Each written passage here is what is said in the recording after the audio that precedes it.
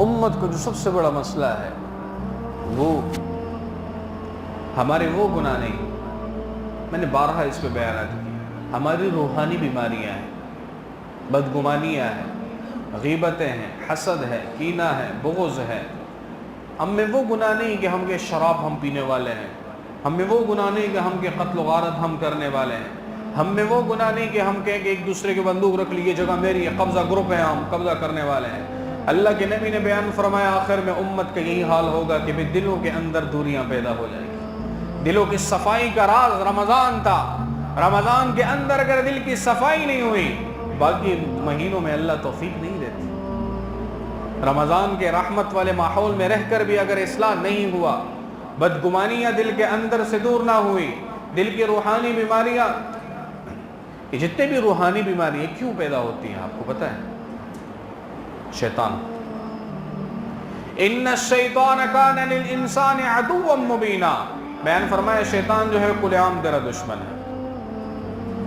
ہمارے استاد محترم فرمایا کرتے تھے جب ہم تخصص کر رہے تھے تو جامعہ حقانیہ کے اندر، تو حضرت مفتی صاحب دامت برکاتہم العالیہ، حضرت مفتی فرید صاحب رحمۃ اللہ علیہ، میرے اساتذہ میں سے، فرمایا کرتے تھے کہ یاد رکھو شیطان جو ہے اور شیطان کی جتنے بھی حربے ہیں وہ انسان پر اس طریقے سے حملہ نہیں کرتا جس طریقے سے انسان سوچتا ہے، بلکہ کہتے ہیں بآسان الفاظ میں کہ بھئی وہ میٹھے میں زہر ملا کر بندے کو کھلاتا ہے۔ وہ کہتے ہیں نہیں یار بس ایسا ہے، رستہ ہموار کرتا ہے، آرام آرام سے لے جا کر اس کو اس گناہ کے اندر کھڑا کر دیتا ہے۔ بیان فرمایا شیطان انسان کی رگوں میں ایسے دوڑتا ہے جس طرح انسان کے رگوں کے اندر خون دوڑتا ہے۔ اللہ نے شیطان کو 70,000 ایسے حربے دیے ہیں جس کو ہم دین سمجھے وہ بے دینی ہوتی ہے۔ بدگمانی اس میں سے ایک چیز ہے، یہ امت کی بیماری ہے، یہ میری اور آپ کی نہیں، پوری امت کی بیماری ہے۔ بیان فرمایا کہ جب امت کے اندر یہ بیماریاں ہوں گی اس امت کے اللہ کبھی کام نہیں بنائے گا، یاد رکھیں، کبھی اللہ اس کے کام نہیں بنائے گا، ہر کام بگڑے گا۔ آج دیکھ لیں امت کا سب سے بگڑا ہوا کام کیا ہے؟ دین سے دوری ہے۔ آج مسلمانوں پہ کیا مظالم کیے جا رہے ہیں، مسلمان ہر جگہ پر مظلوم کیوں ہیں؟ مسلمان آپس میں لڑے ہوئے ہیں، مسلمان ایک دوسرے کے خلاف ہیں، مسلمان ایک دوسرے کے لیے کڈا کود رہے ہیں، مسلمان ایک دوسرے کے خلاف جو ہے کڑے ہو کر ایک دوسرے کے خلاف نفرتیں پھیلا رہے ہیں۔ تو اللہ کے نبی نے بیان فرمایا یہ امت کبھی بھی فلاح نہیں پائے گی۔ اس امت کو اللہ ایسے ذلیل کرے گا جب تک یہ امت یہ چیزیں ختم نہیں کرے گا، اللہ اس کو ذلیل کرتا رہے گا۔ ہم میں یہ بیماریاں عام ہیں، ہم میں یہ چیزیں عام ہیں۔ یاد رکھیں اللہ کے نبی ایک دفعہ، غالباً بخاری شریف یا ابو داؤد شریف کی روایت، اللہ کے نبی اعتکاف میں بیٹھے ہوئے تو ام المؤمنین حضرت صفیہ رضی اللہ تعالی عنہ تشریف لائی، ملاقات ہوئی، مسجد میں اعتکاف میں ملاقات کی۔ جب وہ واپس ہونے لگی تو اللہ کے نبی اس کے ساتھ دروازے تک آ گئے۔ اب جب دروازے تک آ گئے، اب اس میں سے ایک بات غور کریں، ناراض نہ ہونا۔ آپ شاید اس لیے بیٹھے ہوں کہ میں کوئی عید کے فضائل سناؤں، وہ تو میں نے سارے پورے مہینے آپ کو سنائے۔ اب عید ہم سے کیا چاہتا ہے آج ہم وہ بیان کریں گے۔ عید ہم سے چاہتا کیا ہے؟ عید خوشی کا دن ہے، جس طرح میں نے سرے میں عرض کیا، وہ خوشی ہم کیسے منائیں؟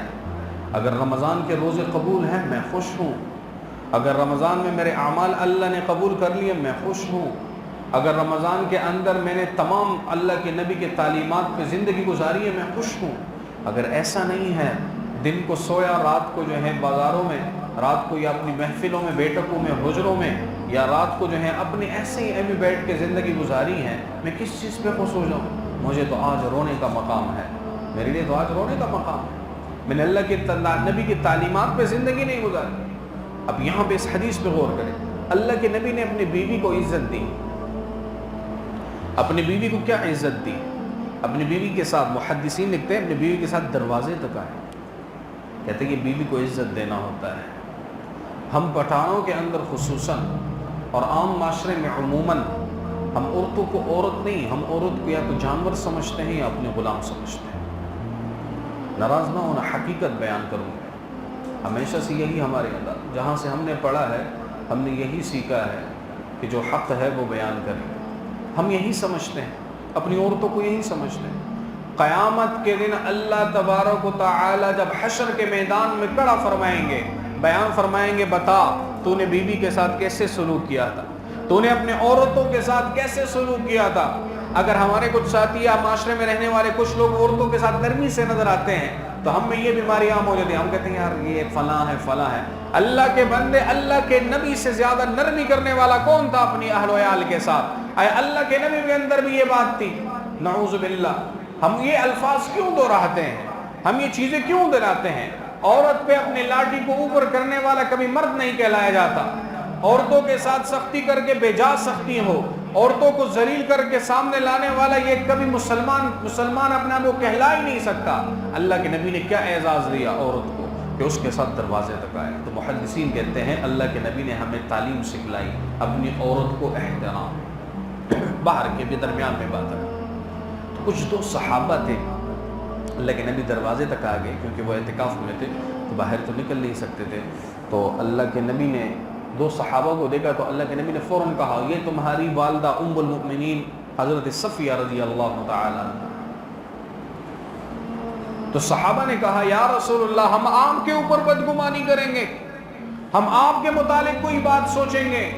اللہ کے نبی نے بیان فرمایا اے میرے صحابی تو نہیں کرے گا لیکن شیطان تم سے یہ کام ضرور کروائے گا۔ ان الشیطان یجری من، اللہ کے نبی نے بیان فرمایا شیطان جو ہے انسان کے بدن میں اس طرح گھومتا ہے جس طرح انسان کے بدن کے رگوں کے اندر خون گھومتا ہے۔ ایسا نہ ہو شیطان تمہارے ایمان کو خراب کرنے کے لیے تمہارے ذہنوں میں کوئی بات نہ ڈال لے، اس لیے میں نے یہ الفاظ دہرائے تاکہ تم مجھ پر بدگمانی سے بچو ورنہ تیرا ایمان خراب ہو جاتا۔ یہ شیطان کا سب سے بڑا حربہ ہے، یہ ہمیں بدگمان بنائے گا، ہمیں ایسا کرے۔ اور جب گمان اور بدگمان اور جب امت کو تکالیف ملتی ہے، ناحق تکلیفات ملتی ہیں، اس کے بعد فتوحات ملتے ہیں، یاد رکھیں، اس کے بعد فتوحات ملتے ہیں۔ بخاری شریف کی روایت میں آتا ہے اللہ کے نبی محمد رسول اللہ صلی اللہ علیہ وسلم نے ارشاد فرمایا، حضرت عائشہ رضی اللہ تعالیٰ عنہ راوی ہے روایت کرتی ہیں کہ ایک باندی تھی، عورت تھی، میرے پاس آتی تھی۔ دھیان رکھیں، کبھی اگر آپ کو دین کے معاملے میں تکلیف پہنچے تو صبر کرنا، اگر آپ کو کچھ تکالیف پہنچے بے شک وہ کافر ہی کیوں نہ ہو، یہ بات یاد رکھیں۔ اگر آپ کو کوئی تکلیف ناحق پہنچتی ہے وہ کافر ہی کیوں نہ ہو، اللہ اس کے بعد اسے فتوحات عطا فرماتا ہے۔ تو وہ عورت آتی تھی اور حضرت عائشہ رضی اللہ تعالی عنہا کے پاس آ کے بیٹھتی تھی اور اس سے اپنے واقعات سناتی۔ تو ایک واقعہ ضرور ہمیشہ اما عائشہ رضی اللہ تعالی عنہا فرماتی ہیں کہ وہ ہمیشہ کہتے تھی وہ ہار کا جو واقعہ ہے، عربی کے اشعار پڑھتی تھی کہ وہ ہار کا جو واقعہ ہے وہ میرے لیے نیک بخت تھا کہ جس کے ذریعے اللہ نے مجھے اعلیٰ چیز عطا فرمائی، جس کے ذریعے اللہ نے مجھے اعلیٰ مقام عطا فرمایا۔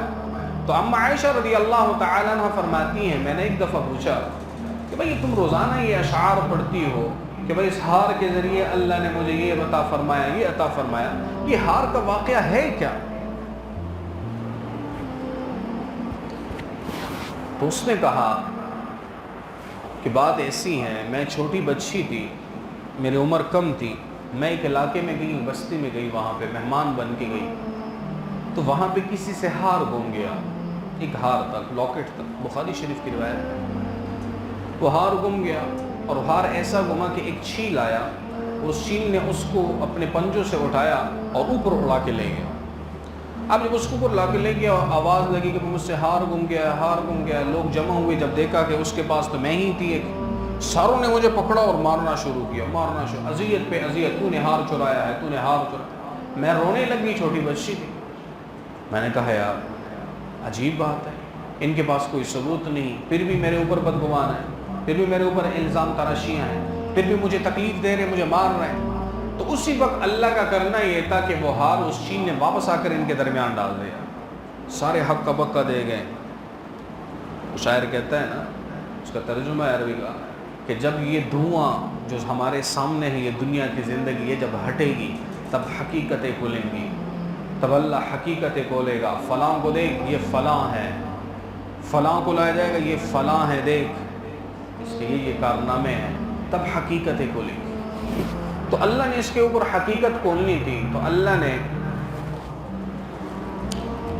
اب جب ہار آیا، سارے بڑے پریشان ملامت ہوئے ہیں، یہ ہم نے کیا کر دیا، بچی کو ویسے ہی زد کوب کیا، مارا پیٹا۔ تو انہوں نے کہا بات ایسی ہے، بس ہم تجھ سے معافی مانگتے ہیں۔ کہتے بس چھوڑ۔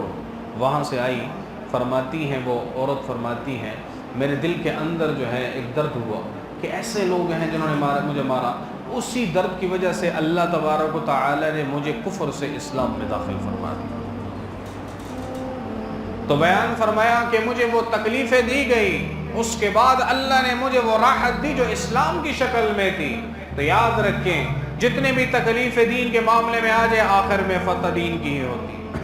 آخر میں بندہ فتح اس کو اللہ دیتے ہیں جو حق پر رہتا ہے، اللہ اسے کبھی ناکام نہیں کرتا۔ تو آج اگر شیطان نے ہمارے دلوں کے اندر یہ بات ڈال لی، رمضان گزر گیا، اگلے رمضان پہ پھر جائیں گے، اگلے رمضان کو پھر ہم نمازی بنیں گے، اگلے رمضان کو ہم صدقات والے بنیں گے، اگلے رمضان کو ہم مسجدوں میں آنے والے بنیں گے، اگلے رمضان کو ہم مسجدوں کو آباد کرنے والے بنیں گے، اگلے رمضان میں ہم ذکر تسبیحات تسبیحہ ایک دوسرے اس طرح گرا گرا کے اللہ کے نام لیں گے، رمضان میں ہم نے جتنے بھی نیک اعمال کیے اگلے رمضان میں کریں گے۔ یہ شیطان کے وہ گمان ہے جو ہمیں اللہ پہ بدگمان کروا رہا ہے، ہمیں اللہ پہ بدگمان کروا رہا ہے۔ اللہ کے نبی نے بیان فرمایا وَالْعَاجِزُ مَنْ أَتْبَعَ نَفْسَهُ هَوَاهَا وَتَمَنَّ عَلَى اللَّهِ۔ سب سے بے وقوف انسان وہ ہے، اللہ کے نبی نے بیان فرمایا، سب سے بے وقوف انسان وہ ہے کہ جو اللہ تبارک و تعالیٰ کے متعلق یہ بات کہے کہ اللہ بڑا غفور رحیم ہے اور گناہوں کے اندر لگا رہے۔ بیان فرمایا سب سے بڑا بے وقوف انسان یہ ہے، سب سے بڑا زندگی کے اندر جو ہے نامراد یہ بندہ ہے۔ تو ایسا نہ ہو شیطان ہمیں اس دھوکوں میں ڈال دے، شیطان ہمیں ان چیزوں کے اندر ڈال دے۔